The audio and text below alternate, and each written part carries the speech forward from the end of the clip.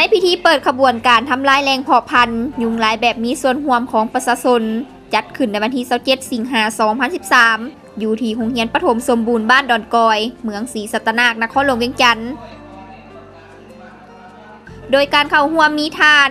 อุดรไซมนตรีเจ้าเมืองศรีสัตนากนครหลวงเวียงจันทน์ท่านศรีสวัสดิ์สุทธานีห้องหัวหน้ากรมควบคุมพยาธิติดต่อกระทรวงสาธารณสุขท่านผู้โขงกิจฮูบโลกห้องผู้อำนวยการใหญ่บริษัทรัฐวิสาหกิจลาวโทรคมท่านดร.ประเสริฐอาณาพลห้องหัวหน้าแผนกสาธารณสุขนครหลวงเวียงจันทน์มีบรรดาอำนาจการปกครองบ้านดอนกอยและแขกถึกเชิญเข้าร่วม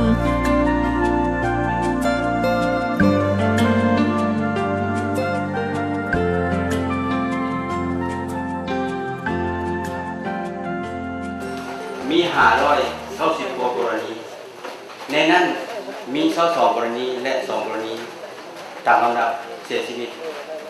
ซึ่งเป็นข่าวที่พวกเราทุกคนบ่อยากได้ยินเนาะฉะนั้นมื้อนี้พวกเราพนักงานผู้บริหารเราคงจึงมีความกระตือรือร้นและมีความภาคภูมิใจที่จะได้มีส่วนร่วมและประกอบส่วนเข้าในกระบวนการทำลายแหล่งเพาะพันธุ์แบบมีส่วนร่วมของประชาชนภายใต้การชี้นำของกรมควบคุมพยาธิติดต่อกระทรวงสาธารณสุขในครั้งนี้ในพิธีดังกล่าวบริษัทรัฐวิสาหกิจลาวโทรคมมนาคมยังได้ให้การอุปถัมภ์ขบวนดังกล่าวเป็นวัตถุมูลค่า33 ล้านกีบซึ่งได้มีการเปิดขบวนการทำลายแรงเพาะพันธุ์ภายในบ้านดอนกอยโดยแม่ให้ประชาชนเป็นเจ้าการในการอนามัยโดยเฉพาะกรมควบคุมพยาธิติดต่อได้มีการเอาใจใส่ลงติดตามสภาพของพยาธิไข้ยุงลายโดยการรณรงค์ทำลายแรงเพาะพันธุ์และพ่นยากำจัดยุงลายเพื่อลดพรการแพร่ระบาดของพยาธิไข้ยุงเพื่อเป็นการร่วมมือระหว่างกรมควบคุมพยาธิติดต่อกระทรวงสาธารณสุขกับบริษัทรัฐวิสาหกิจลาวโทรคม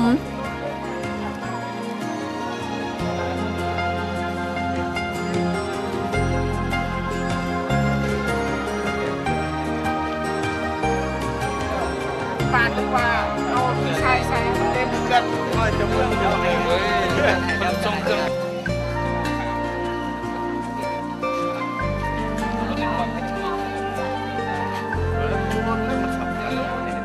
ก็ฝากในอันเลยมีถึง2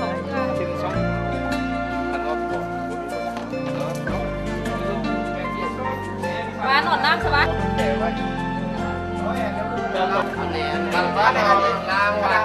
มีปลาแต่บ่มีหนอนน้ำบัดเราแต่ละข้อหันเนาะตามเฮาติดตามเฮาฟังก็มันมีความหมายที่สุดแล้วก็ได้ประชาชนก็ได้ปฏิบัติยังข้อหนึ่งที่เฮาสนใจเนอะข้อใดที่ว่าอันดินดอนต้นเนี่ยที่เขาเจ้าซื้อไว้นี่นะ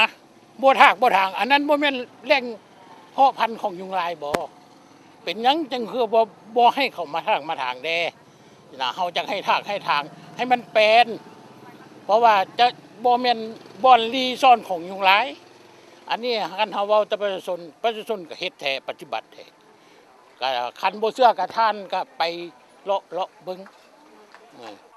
ในนามต่างนายคณะพักคณะอำนวยการก็คือพนักงานลาวโทรคมทุกคน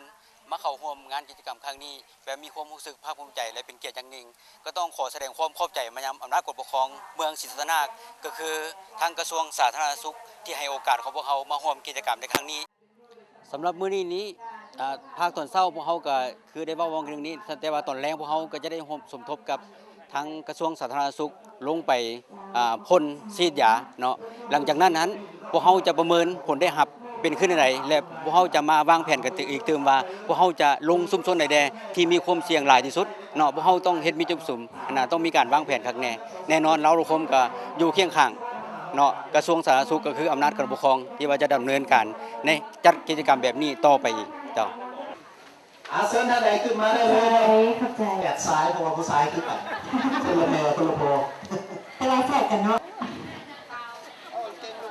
ที่นี่มีหลายคนเลยจ้าไปเป็นนักห้องนี่เลยห้องวนก็จะเอาเงินให้มาชิดมีคนจะเอาเงินให้อีกจ้าไม่เห็น เอาไม่เต็มสิฮะ พร้อมเดียวกันนี้ลาวโทรคมยังจัดขบวนการอายน้องจำนวนหนึ่งเพื่อเข้าร่วมขบวนการและสร้างกิจกรรมตอบคำถามภายในบ้าน นั้นปฏิบัติเพราะว่าอย่างเพราะว่าวัคซีนป้องกันยังบ่มีเชื่อว่าค่ะเจ้าเคยเป็นใครยุ่งเหมือนกันเนาะอันนี้ก็มันอันตรายของยุงลายตัวน้อยๆวันโรคเพียงตาแมนเพิ่นมีสัตว์ยาป้องกันเนาะฉะนั้นโอ้ที่ยังบ่มีป้องกันนี่แต่พวกเขาต้องป้องกันปฏิบัติให้ได้เมื่อเราเป็นมาต่อเวลาเนาะเอาเซิร์นเนาะผู้ใดก็ได้เนาะสมัครเป็นผู้ใดก็ได้เนาะจ้ะ